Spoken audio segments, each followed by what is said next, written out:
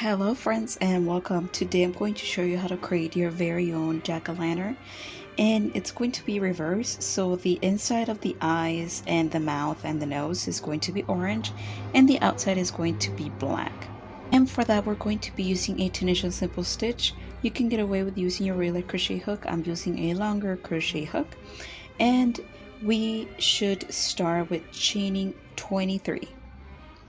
Once you have chained your 23 chains, we're going to work onto the back side. This is the front, and we're going to turn it around, and if you run your fingers to the back side, you feel little bumps, and we're going to work onto those bumps right there.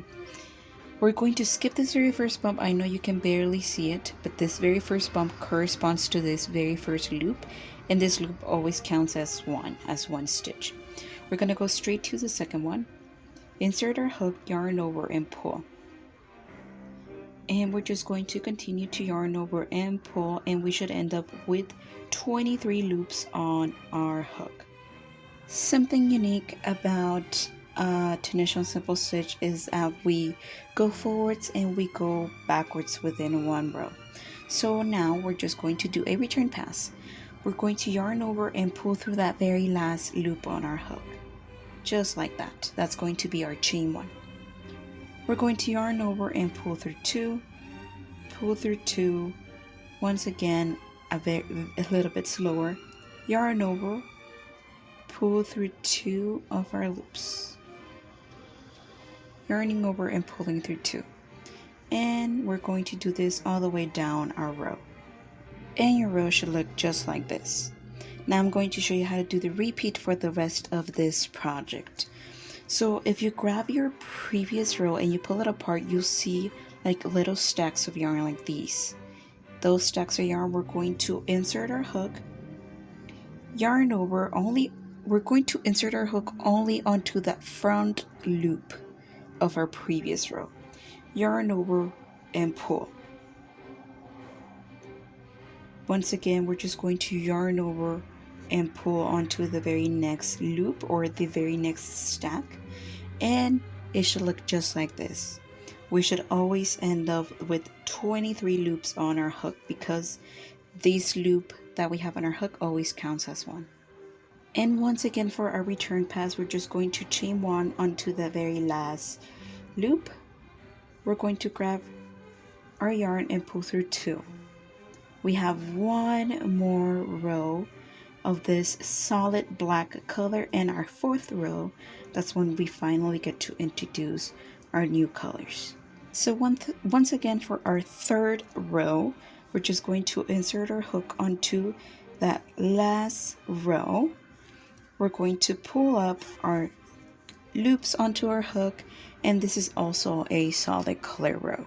So once again, you already know what to do, chaining one onto the very last loop and pulling through two.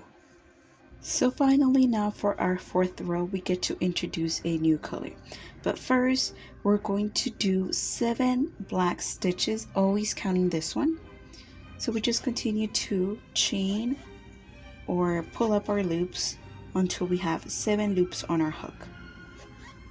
And now we grab our orange, and we're just going to insert our hook onto that front loop only of our previous row, and we're going to yarn over with our new color.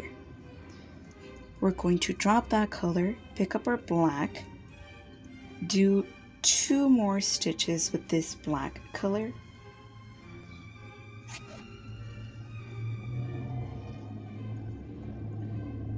we're going to do 3 orange stitches,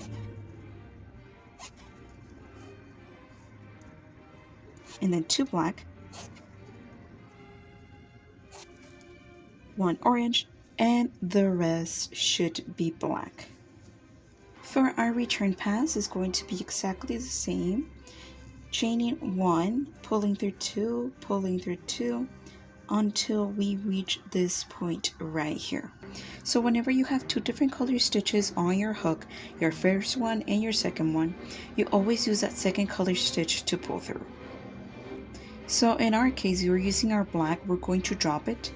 We're going to pick up our orange. We're going to yarn over and pull through that black and pull through that orange. Once again, we have 2 different color stitches on our hook. We're going to use that second color stitch. So we just grab and pull through 2. Pull through 2. Another color change. Pull through 2, pull through 2. Another color change. And then we just change again, and then our very final color change. And this is how your row should look like. This is actually where I leave the explanation. Everything that you need to know is within these rows that I've shown you. You have your foundation, your color change, your color switch, your return pass. Everything that you need to know are within these rows right here.